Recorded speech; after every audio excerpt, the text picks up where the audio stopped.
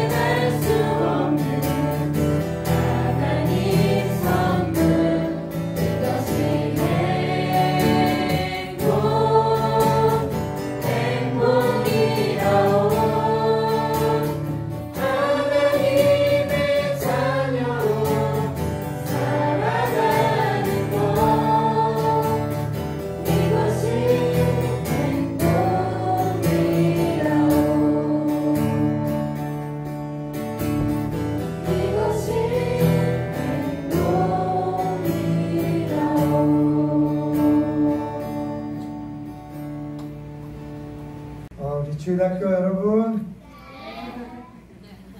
할머니 할아버지 같이 하지 말자니까. 여러분, 그러게요. 사람들은 착하면 천국 갈 수 있다 해요. 저는 깜짝 놀랐어요. 제가 목사님이 초등학교 4학년 아이한테 가서 너는 천국을 갈 수 있니? 그렇게 물어봤어요. 그랬더니 갑자기 이 아이가 눈물을 쭉 흘리는 거예요. 깜짝 놀랐어요. 왜? 그러니까 우리 교회 선생님이 공부 잘해야 천국 갈 수 있다고 그랬는데 저는 공부를 못해요 그러더라고요. 그래서 내가 그 교회가 어느 교회인지 찾아가지고 그렇게 말한 선생님을 가서 한 대 때려주고 오고 싶었어요. 성경에 어디를 봐도 공부 잘해야 천국 간다는 말은 없거든요.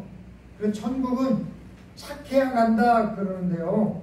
착해서 가는 것도 아니고 천국은 공부를 잘해야 간다는 사람도 있는데 공부 잘해야 가는 것도 아니고 천국은 이뻐야 간다는 사람도 있는데 이뻐야 가는 것도 아니에요. 어차피 천국 가면 다 이뻐질 거니까 아무 상관없어요. 그리고 천국 가면 어차피 다 똑똑해질 거니까 아무 상관이 없어요. 천국 가면 다 부자가 될 거니까 아무 상관이 없다고요. 그래서 천국 가는 입구에서는요, 베드로가 퀴즈를 내서 그 천국에 들어갈지 안 들어갈지를 결정한다는 우스갯말이 있어요. 진짜는 아니고요.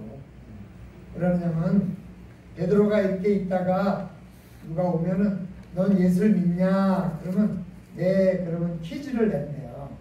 1 더하기 1은? 대답을 해봐. 1 더하기 1은? 2. 6? 누가 있는데? 1 더하기 1은 그러면 2. 그러면 통과. 그런데 넌 예수 믿니? 그러면 예수 안 믿는데요? 그러면은 폐렴이라는 영어 단어를 한번 불러봐라. 그런데요. 그 영어 단어가 한 24자리나 23자리나 해서 굉장히 외우기 힘든 단어라는데 그걸 말해보면 통과 안 되니까 다 못 통과 안 되니까 예수 믿음은 뭐야? 알파벳 첫 글자가 뭐? 그러니까 통과. 그렇게 하는 거죠. 그러니까 뭐 만약에 예수 안 믿는다 그러면 라틴어 알파벳을 처음부터 끝까지 해볼래? 이렇게 얘기할지 몰라요. 그죠? 그러니까 우리가 그런 걸 보면서 아, 천국은 공부 잘해야 들어가는 것도 아니야. 내가 이렇게 얘기하면 아니에요. 그래. 공부 잘해야 들어가는 것도 아니에요. 초등학교 버전으로 하자니까. 똑똑해야 가는 것도 아니에요. 돈 많아야 가는 것도 아니에요. 예뻐야 가는 것도 아니에요. 그렇다고 못생겨야 가는 것도 아니에요. 아니에요. 딱 한 가지 방법이 있어요. 그건 뭐냐면 예수님이 내 죄를 대신 다 지워주셨다는 내 죄를 대신해서 죽었다는 것을 믿는 거예요. 한번 따라해봐. 예수님이 내 죄를 대신해서 죽으셨습니다. 믿으십니까? 아멘. 이럴 때는 아멘 해야 돼. 믿으십니까? 아멘. 그러면 천국 간다는 거예요. 그게 뭐냐면 믿음인 거야. 믿음. 아, 예수님이 내 죄를 위해서 죽어주셨구나. 그러니까 나는 아무 상관없이 그것만 믿으면 천국 가는구나 라는 믿음. 그 믿음을 가지면 천국 가는 거야. 그래서 복음인 거지. 만약에 돈을 얼마 있어야 간다 그러면은 얼마나 힘들겠어요. 그죠? 달나라 가는데 우리나라 돈으로 20억 정도 들 거라 그러는데 나는 20억 주고 달나라 안 가봤어. 그렇지만 달나라 가고 싶은 사람은 20억을 모으려고 얼마나 힘들겠어. 그죠? 그럼 천국 가는데 얼마나 들까? 아마 돈으로 따진다면 어마무지하게 들 것 같아요. 왜냐하면 달나라 갔다 오는데 2박 3일밖에 안 걸리는데 20억이니까 영원히 거기 가서 살려면 천국에 오면 얼마나 많이 들어야 되겠어요. 아마 계산이 안 나올 것 같아요. 그래서 못 갈 것 같아요. 목사님도 특히 목사님은 돈이 별로 없어서 못 갈 것 같아요. 그러니까 그러면 얼마나 억울해. 근데 돈이 없어도 된다. 그러니까 그게 복음인 거예요. 좋은 소식. 복음이라는 건 영어로 good news거든요. 좋은 소식. 그러니까 좋은 소식이 뭐야? 아, 못생긴 사람에게 좋은 소식은 뭐야? 못생겨도 천국 간다. 이게 좋은 소식이지. 공부 못해도 천국 간다. 이게 복음이야. 누구에게는? 공부 못하는 사람에게. 공부를 못해도 천국 간다는 거.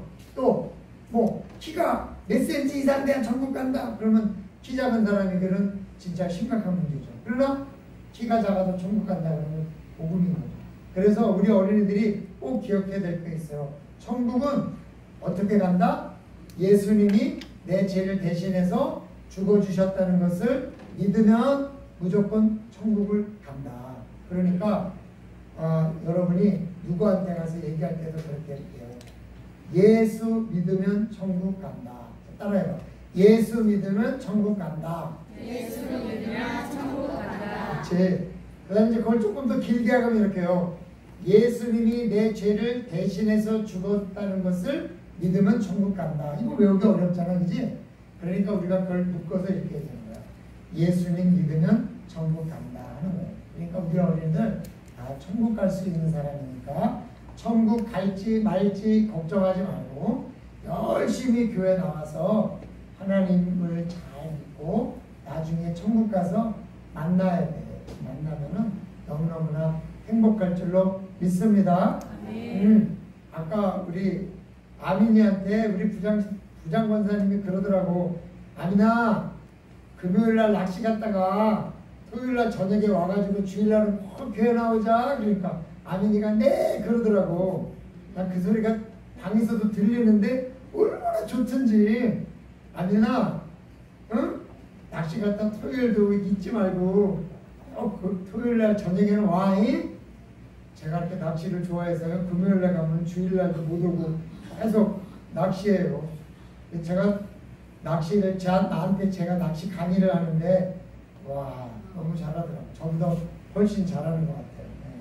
그래서 참 귀한데 우리 어린이들 항상 예수님 믿는 것이 행복인 줄로 믿고 천국 가서 만날 수 있도록 믿음의 흔들림이 없기를 주님의 이름으로 축원합니다. 아버지 하나님 고맙습니다. 우리 어린이들에게 복음을 전할 수 있게 해주시니 참으로 감사를 드립니다. 공부 못해서 천국 못 가서 눈물을 흘렸던 그 어린아이가 지금도 어디에선가 이제 어른이 돼서 아마 교회에 있을 거라고 생각을 합니다. 하나님 도와주셔서 우리 어린이들은 그래서 슬픈 어린이들이 아니라 예수님만 믿으면 무조건 천국 간다는 것을 믿고 항상 기쁘게 사는 어린이들이 되게 도와주세요. 예수님의 이름으로 기도드리옵나이다. 아멘. 지금은 우리 주 예수 그리스도의 은혜와 하나님 아버지의 무한하신 사랑과 성령님의 귀하고 복된 은혜 교통하심이 지금도 복음을 믿고 예수님이 내 죄를 대신해서 십자가에서 죽으셨다는 것을 믿으면 천국 간다는 믿음 안에 살길 원하는 우리 어린이들과 이들을 위해서 기도하는 영적 부모님들과 또한 오늘 함께하는 모든 성도님들 머리머리 위에 지금으로부터 영원토록 함께 있을지어다. 아멘. 문제를 빼먹고 그리스도 안에서 의롭게 되려 하다가 이게 무슨 말인가? 오늘 이 말씀은 사람이 죄 없이 의롭게 되는 것에 대한 관심입니다. 여러분 내가 죄가 없이 의인이 되고 싶다. 그런 욕망이 있어야 되는 거죠. 우리 크리스찬은. 내가 죄 있는 죄인이 아니라 죄가 없는 의인이 되겠다. 그래서 유대인들은 율법을 지킴으로 자신이 하나님 앞에 의롭다함을 얻으려 했죠. 이 말은 죄가 없이 의로운 사람이 되려고 했다는 거예요. 유대인들에 대해서 우리가 여러 가지 비난을 하고 비판을 하고 뭐라 그러지만 이 점 한 가지만은 우리가 그들이 뛰어나다는 것을 존중해야 해요. 그건 뭐냐면 죄가 없는 의로운 사람이 돼서 항상 하나님 앞에 올바른 사람으로 인정받으려고 애썼다는 점. 우리는 너무 복음을 싸구려로 만들어서 예수 믿으면 구원받는다는 이 어마어마한 사실을 그냥 나 죄 져도 된다는데 이용하고 아무렇게 막 살아가는데 사용하게 된다는 거예요. 근데 유대인들은 그렇지 않았어요. 죄가 없이 의로운 사람이 되려고 참 많은 노력을 했어요. 하지만 그것으로는 불가능하다는 것을 바울은 체험했죠. 지난주에 말씀드렸던 것처럼 율법 자체가 불충분하고 율법을 지키는 것이 불가능하고 설사 지킨다 해도 의롭다는 것은 한계가 있다는 거예요. 왜냐하면 지난주에 말씀드렸죠. 여기다 스피커를 달게 다니면 어떻게 된다고요? 골치 아프다. 그죠? 그러니까 우리가 제가 그러다 생각이 난 게 하나예요. 스피커 하나 더 달았으면 좋겠다. 가슴에. 느끼는 바를 얘기하고 생각하는 바가 막 튀어나오면 우리는 어떻게 될까? 그러니까 머리에서 생각하는 것과 가슴에서 느끼는 것 같이 똑같이 다 온전한 사람이라면 물론 우리는 의로운 사람이라 말할 수 있겠죠. 그러나 그것이 불가능하기 때문에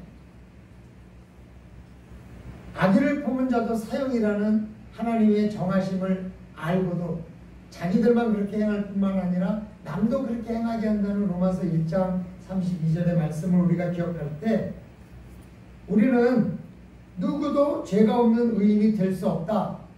그래서 로마 3장 23절에 모든 사람이 죄를 범하였으며 하나님의 영광에 이르지 못했다. 그렇게 선언하고 있는 겁니다. 그렇기 때문에 이 그리스도 안에서 어떻게 죄가 없는 사람이 될 수 있느냐? 그거는 인간의 노력이 아니고 하나님의 선포, 약속, 이것으로 가능하다는 거예요. 하나님께서 우리의 죄를 속죄할 수 있는 제물로 예수라는 어린 양을 정하셨어요.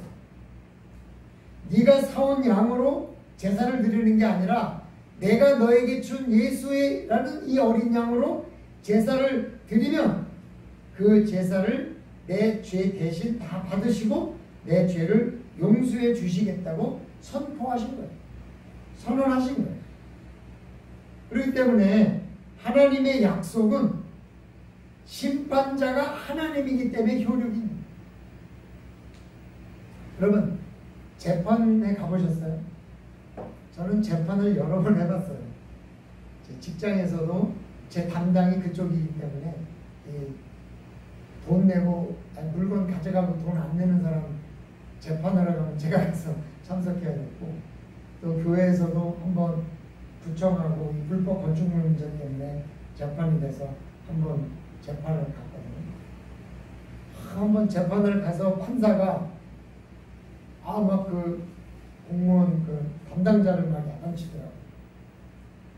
아니 생각해 보시라고 교회가 돈을 버는 단체도 아닌데 그 지역을 위해서 이렇게 좋은 일을 하는 단체인데 갑자기 그렇게 3천만 원이란 벌금을 물으라고 그러면 어느 목사님이 그걸 편안하게 내겠냐고 당신들은 너무하지 않았냐고 막 야단을 치더라고요. 아싸 이건 재판을 이겼구나 그랬죠. 근데 졌어요. 아니, 말은 그렇게 해놓고 판사가 판결을 엉뚱하게 내더라고요. 그러니까 재판을 가면요 판사의 눈빛 하나 판사의 그 말 한마디에 그냥 가슴이 그냥 쪼글쪼글하다가 그냥 이겼다가 뭐 그런 마음이 들더라고요.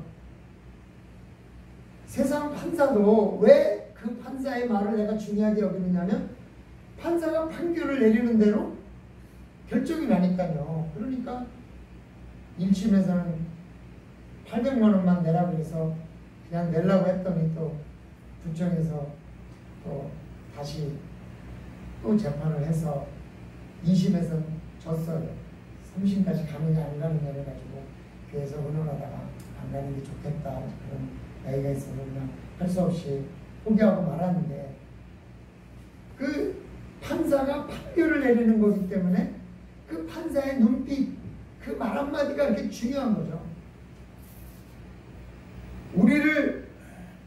우리의 죄를 심판하시는 분은 하나님이거든요. 우리가 하나님 앞에 섰을 때 하나님 말씀과 한마디가 얼마나 중요하겠는가 한번 생각을 해보시죠. 하나님이 미소를 한번 띄워주면 살았구나 할 때고 하나님의 눈을 크게 한번 뜨면 이런 생각이 들지 않겠어요? 그렇기 때문에 그 심판장이신 하나님께서 구원받을 방법을 가르쳐 주셨다는 것은 이게 굉장히 중요한 거죠. 구원받은 방법은 시대마다 달랐죠. 구약 시대에는 내 죄를 대신할 제물을 드림으로써 내 죄가 씻어졌어요. 그래서 내가 구원을 받았죠. 우리가 갈라디아서 1장에서 쭉 설명을 한 것처럼. 근데 신약 시대에는 우리의 죄를 대신할 제물로 예수님을 드려주신 거예요. 하나님께서. 하지만 예수님을 구약 시대처럼 돈 주고 살 수 있는 게 아니잖아요. 그 방법은 그가 나의 제물이 되었다는 것을 믿는 거죠. 그가 내 제물이라는 것을 믿으면 그의 십자가 달리심을 통해서 내 죄가 사해질 것이라고 심판장이신 하나님께서 선포를 하셨기 때문에 이 사실은 매우 중요한 거라는 거죠. 누가 얘기하느냐가 중요하기 때문에. 따라서 그리스도 안에서 우리가 의롭게 된다는 말은 예수가 우리 죄를 대신 속죄하실 약속의 어린 양이라는 것을 믿으면 하나님께서 내 죄를 용서해 줄 거기 때문에 너는 의로운 사람이 되는 거다. 이게 칭의잖아요. 의롭게 불러준다는 거예요. 사실 내가 예수를 믿었다 그래서 내가 의인이 된 건 아니에요. 내가 예수를 믿어도 여전히 죄를 짓고 여전히 범죄하고 여전히 하나님 앞에 부끄러운 일을 할 수밖에 없는 인간임을 우리는 고백할 수밖에 없어요. 그러나 말이죠. 한 가지 중요한 거는 그렇게 내가 죄를 졌더라도 내 죄가 용서됐으므로 하나님께서 나를 의로운 사람이라고 불러주시겠다는 거예요. 그래서 칭의죠. 불러주시는 거지 내가 의로운 사람이 되는 건 아니에요. 어떤 사람이 그러더라고요. 넌 여전히 죄를 짓나 안 짓나? 나한테 물어봐요. 나 죄 짓는데요. 그럼 구원받지 않은 겁니다. 이렇게 얘기하더라고요. 그래서 그래요? 네. 내가 만약에 일반 성도라면 넘어갔을지 몰라요. 네. 그래서 내가 그랬지. 당신은 죄를 안 짓습니까? 그랬더니 자기는 죄를 안 짓는데요. 그래서 내가 그랬죠. 내가 죄인이 아니라는 것이 곧 죄다. 야고보서 말씀을 딱 드리셨어요. 넌 죄인이 아니니까? 아니 성경 말씀에 죄인이 아니라고 하는 게 죄인이니까 죄인이 아니라 했으니까 자기가 죄를 진 거잖아. 당신 천국 못 갔네요? 그랬더니 나를 이렇게 쳐다보더라고요. 네. 그래서 그냥 가더라고요. 그럼 다시 못 만났어요. 어떻게 될지 모르겠어요. 네? 우리가 예수를 믿었다 그래서 죄를 안 짓는 게 아니라 죄를 여전히 짓지만 그럼에도 불구하고 나를 의로운 사람이라고 불러주시겠다고 약속하시고 심판의 자리에서 내 죄를 용서하시고 풀어주시겠다고 했기 때문에 그게 복음인 거지. 내가 죄를 안 져야만 천국 갈 수 있다는 건 복음이 아니라 부소예요. 부소. 아니 어떻게 죄를 안 짓고 살 수 있냐고. 그렇죠? 제가 한 가지 질문할까요? 어떤 전도사님이 주일학교 애들이 하도 말썽을 부르니까 너무너무 속상해가지고 기도하러 와가지고 하나님 앞에 다 일러바쳤대.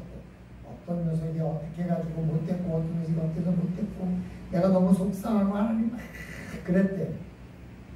그 사람이 죄인일까요? 아닐까요?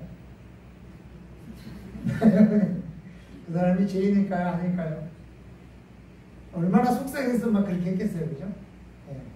저는 죄인이라고 생각해요. 왜냐하면 누군가를 비난하거나 비판하는 건 잘못된 거고 용서하고 그래야죠. 그러나 죄는 진 거지만 죄인은 아니다. 왜? 하나님께서 의로운 사람이라고 칭해 주시겠다는 약속을 우리는 믿고 사는 거니까 우리는 의인처럼 사는 거죠. 그러니까 이 말씀은 뭐냐면 우리가 예수를 믿고 하나님 앞에 죄 없는 의인이 되었다가 의인이 되려다가 우리가 그걸 믿었어. 이제 의인이 되려 한 거예요. 그런데 어떻게 됐냐? 죄인으로 드러나면 그래서 내가 복음을 믿고 이제 나는 의인이다 이렇게 생각을 했는데 갑자기 내가 죄인이 됐어요. 왜?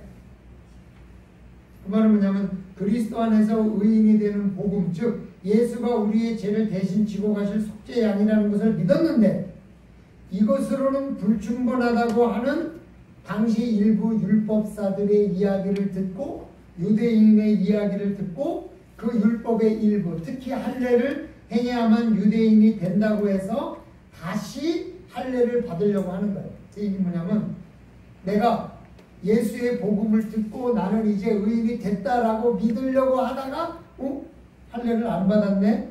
그럼 받아야 되겠네? 그러니까 할례를 안 받은 사람은 죄인이라 그러니까 다시 죄인이 된 거예요.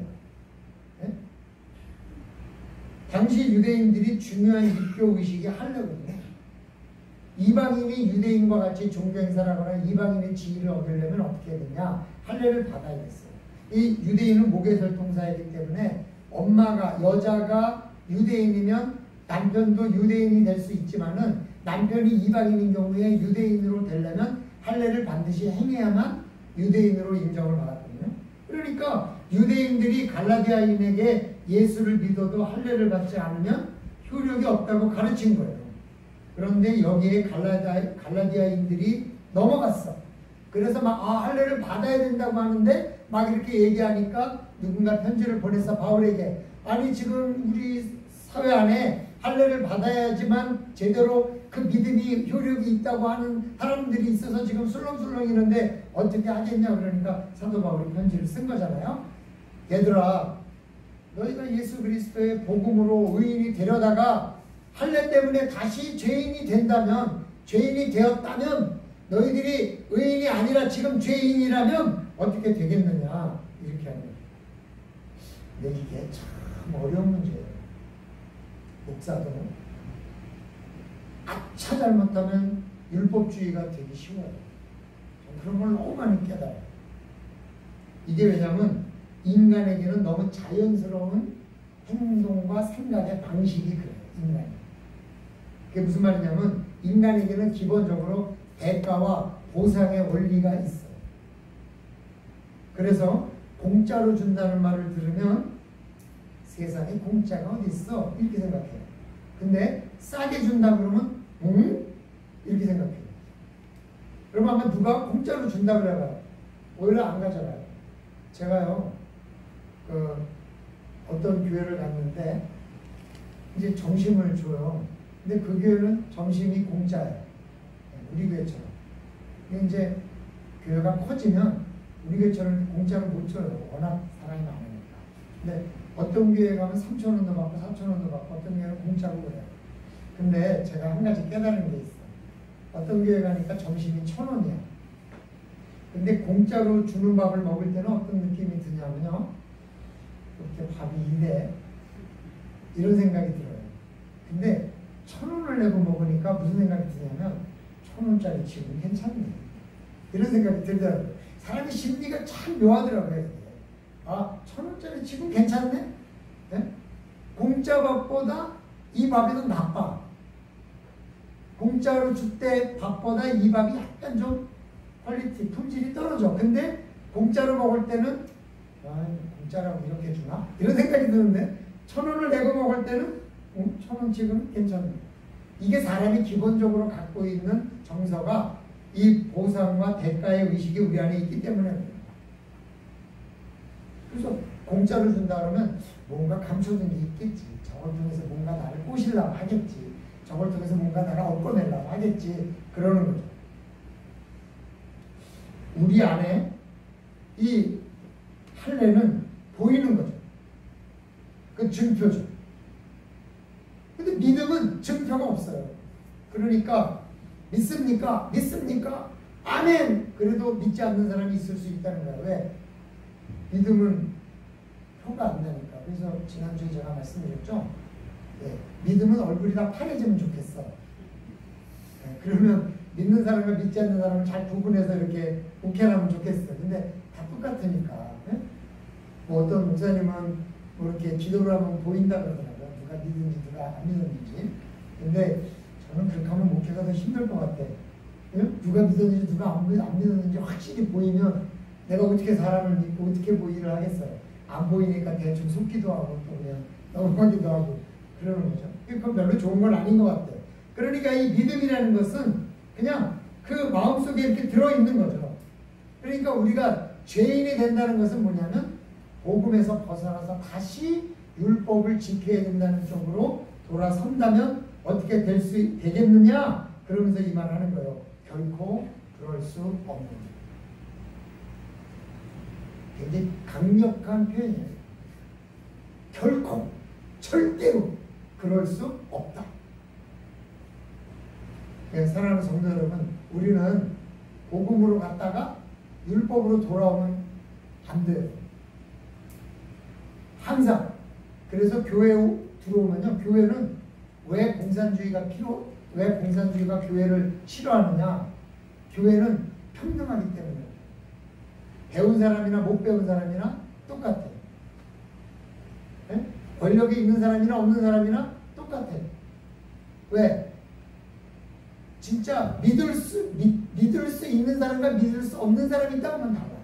그러나 믿음은 돈으로 받는 게 아니에요. 권세로 받는 게 아니에요. 미모로 받는 게 아니에요. 믿음은 4살만 넘으면 가능해요. 그래서 저는 4살만 되면 구원 초청해요. 4살. 4살만 넘으면 복음을 받아들일 수 있어요. 그 아이들이. 그러니까 이건 진짜 너무너무 좋은 복음이에요. 물론 복음을 4살 아이한테 전할 때는 그 아이가 이걸 선택할 수 있는지 선택할 수 없는지 과자를 하나 줘요. 이 과자 받을래? 안 받을래? 그럼 아이들이 뭐라 그럴까요?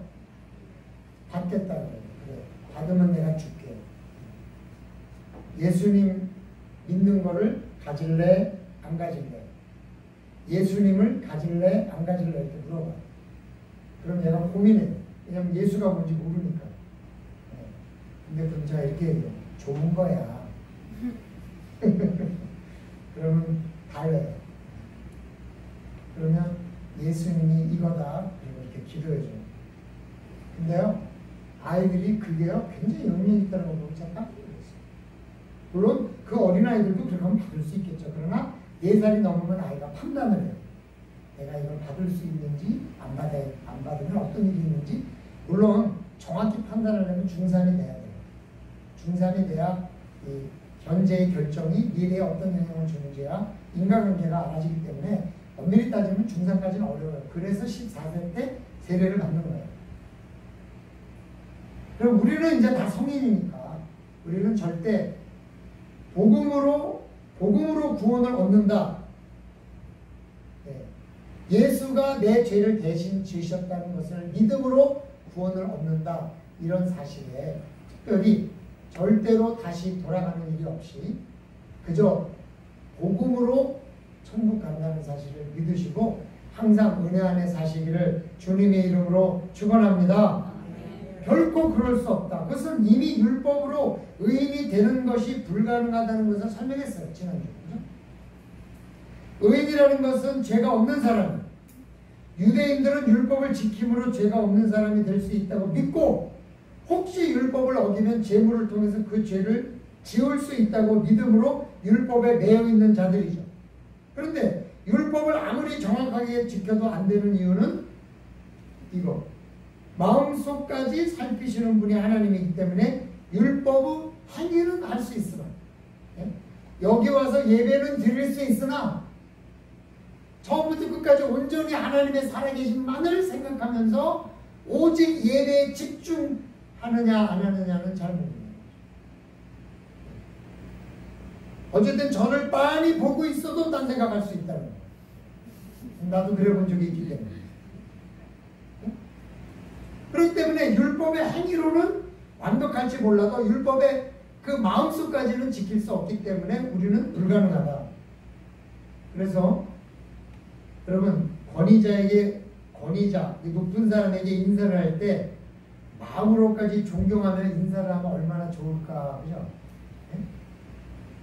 조금 있으면 또 뭐 총선 처리된다는데 국회의원이 이제 막 선거를 하면서 길에서 인사를 막 90도로 막 하면서 누굽니다 하는 걸 보면서 이제 같이 가던 이제 제 친구가 아이고 속이 아닐게요 그러더라고요.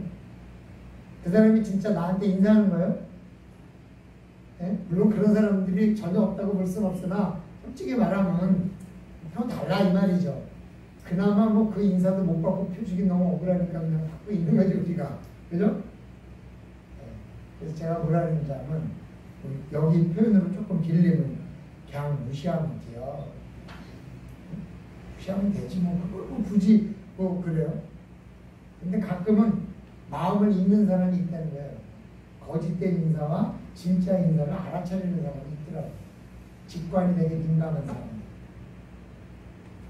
그래서 마음을 들키는 사람도 있는 거죠. 물론 그 마음이 진심이라고 믿어지기도 해요. 하지만 어쩌다 한 번은 진심일 수나 있으나 평생 그럴 수는 없다. 그래서 한 번의 죄가 그를 죄인으로 만드는 거죠. 한 사람을 살인하면 그 사람은 영원히 살인자예요. 한 번 사기친 사람은 영원히 사기꾼이에요. 한 번 하나님 앞에 율법을 어기면 영원히 율법을 어긴 자가 되는 거죠. 그래서 우리는 율법으로는 의인의 회중이 들지 못하는 것이죠. 그래서 사도 바울이 뭐라고 해요? 결코 그럴 수 없는 거죠.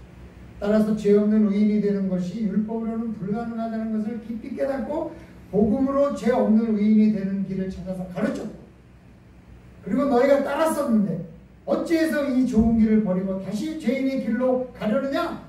결코 그럴 수 없느니라. 그러니까 우리가 복음 안에서 신앙생활하면서 많은 걸 포기할 수 있으나 절대 포기하면 안 되는 것이 이것입니다. 복음으로 구원을 받는다는 사실. 그러면서 사도 바울이 이렇게 얘기해요. 만일 내가 홀었던 것을 다시 세우면 내가 나를 범법한 자로 만드는 것이다. 바울이 홀었던 것은 율법이에요. 그런데 자신이 홀었던 것을 스스로 잘못을 인정하고 다시 세우면, 말하자면 율법이 조금이라도 더 필요한 거다라고 얘기하면, 그 율법이 필요하기 때문에 할례라도 받아야 한다는 것을 받아들이면 나는 다시 범법한 자로 만드는 것이다. 내가 법을 범한 자다. 왜? 잘못 가르쳤습니다. 어떤 목사님이 복음을 이렇게 열정적으로 설교하시는 분이라서 자녀가 죽거나 가족이 죽으면 이렇게 가서 영안실 같은 데서 또 하반 이렇게 예배를 드리잖아요. 이제 영혼은 천국 갔어. 뭘 울어 울기는. 여긴 다 세상 무덤이니까 자 빨리빨리 정리하고 갑시다. 힘내. 괜찮아. 그렇게 한 거예요. 그 목사님이. 근데 이 목사님이 자기 자녀가 죽었어요. 그래서 가보니까 너무너무 힘든 거예요. 그 목사님이 자기 아들이 천국 간지 몰라서 힘들었어요. 알지만 너무너무 힘든 거예요. 그래서 그 주에 교회 와서 강대상에서 속죄할 때 정말 내가 겪어보니까 그게 아닙니다. 죄송합니다. 그동안 저의 그런 말 때문에 혹 상처받으신 분이 있다면 제가 저를 용서해 주세요. 네, 겪어보니까 머리로는 되지 가슴으로 안 되죠. 그래서 너무너무 힘들었다는 거예요. 그런데 오늘 이 사도 바울이 이런 문제에 대해서는 내가 잘못했다 이렇게 얘기할 수 있어요. 그러나 그렇다고 해서 천국 못 갖고 옵니다라고 얘기할 수는 없는 거예요. 이런 그 방법을 수사적 표현으로 역추론 기법이라고 해요. 내가 나를 범법한 자로 만드는 것이다. 이 말은 결코 나는 범죄자가 될 수 없다 이 말이에요. 즉 내가 범죄자다 이렇게 말하는 거예요. 보세요. 엄마 그렇게 생각하지 마. 나는 절대로 거짓말하지 않아. 이 말은 뭐예요? 엄마가 틀린 거야 그 말이죠. 이게 역추론 유형이에요. 엄마 틀린 거야 그럼 엄마 기분 나쁘잖아.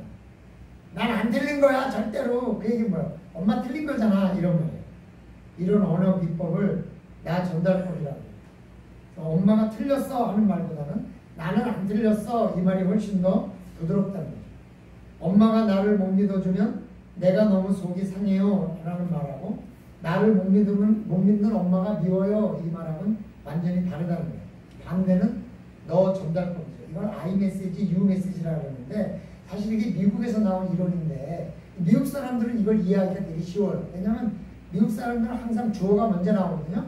그래서 you 하고 말을 이어가려면 자연스럽게 you 전달법이 되고 I라는 말을 먼저 쓰면 I 전달법이 돼요. 근데 한국말은 토시어기 때문에 이게 습득하는 게 굉장히 어려워요. 직장 상사가 나를 괴롭혀요. 직장 상사가. 당신은 나쁜 상사야 이렇게 말하면 대부분 그 상사는 더 나쁜 상사가 됩니다. 관계 개선이 어려워요. 그걸 유전달법이라고 해요. 하지만 당신의 말을 내가 받아들이기가 너무 힘들어 이렇게 해서 나 전달법으로 이야기하면 당신은 잘못이 없지만 내가 밀어내서 조금 받아들이기가 어렵다라는 표현으로 받아들여지기 때문에 그 사람에게 어떤 마음이 생기냐면 아 내가 조금 더 잘해줘야 되겠구나 라는 생각이 들 가능성이 높아진다는 거예요. 그래서 우리는 유전달법을 쓰는 거예요. 여러분 목사도 비슷한 것 같아요. 많은 목사님들이 성도들이 자신에게 잘못한다고 얘기해요. 그냥 우리가 어떤 집사가 날 속을 상하게 하고 우리가 어떤 권사님이 나를 그냥 힘들게 하고 이런다고 해요. 근데 하나님의 종을 그렇게 대하는데 하나님의 종에게 그렇게 대하는데 왜 하나님이 가만 놔둘까 그러는 거죠. 그래서 그러더라고요. 나에게 잘하는 사람을 위해서는 1시간쯤 기도하고 나에게 잘못하지 않은 사람들은 이렇게 일어나면서 그렇게 기도한대요. 주님 지금까지 구하지 못한 사람에게라도 복을 주세요. 그리고 일어난대요. 그래서 우리가 웃은 적이 있어요. 내가 기도하지 않은 성도들에게 다 잘해주세요. 어찌 생각해보면 그래도 목사가 성도들보다 믿음이 낫잖아. 그죠? 그러니까 하나님에게 좀 더 가까이 있다면 목사가 참아야지 성도가 참을 수 있겠어요. 그러니까 그냥 편하게 저를 괴롭히셔도 돼요. 내가 참아야지 뭐 어떡하겠어. 정 못 찾으면 뭔 수를 찾겠지 지가. 근데 이 설교를 준비하면서 이런 생각을 했어요. 예수님과 내가 같이 있으면 누가 참을까요? 예수님이 참겠지. 나보다 낫잖아요 그분이. 네? 그럼 됐지 뭐. 나 정 안 되면 예수님과 같이 있으면 그분이 참겠지. 네. 사랑하는 성도 여러분, 우리는 사도 바울이 이렇게 결코 그럴 수 없느니라 나를 범법한 자로 만드는 것이다 이런 얘기가 뭐냐면 절대 그러면 안 된다 이런 얘기를 지금 갈라디아 교회인데 지금 강조하고 있는 거예요. 역주로 율법을 써가면서 강조하고 있는 거예요. 우리는 예수가 나의 죄를 지고 가신 속죄 양이라는 믿음에서 결코 후퇴할 수 없다는 거예요. 이 후퇴해서도 안 된다는 거예요. 이거는 절대로 후퇴하면 안 된다는 거예요. 네? 제 아들이 입시 공부할 때 방 한쪽 문에다 그렇게 써붙였더라고요. 이분을 나가면 죽는다 이렇게 써붙더라고요. 그래도 잘만 나오더만요. 네?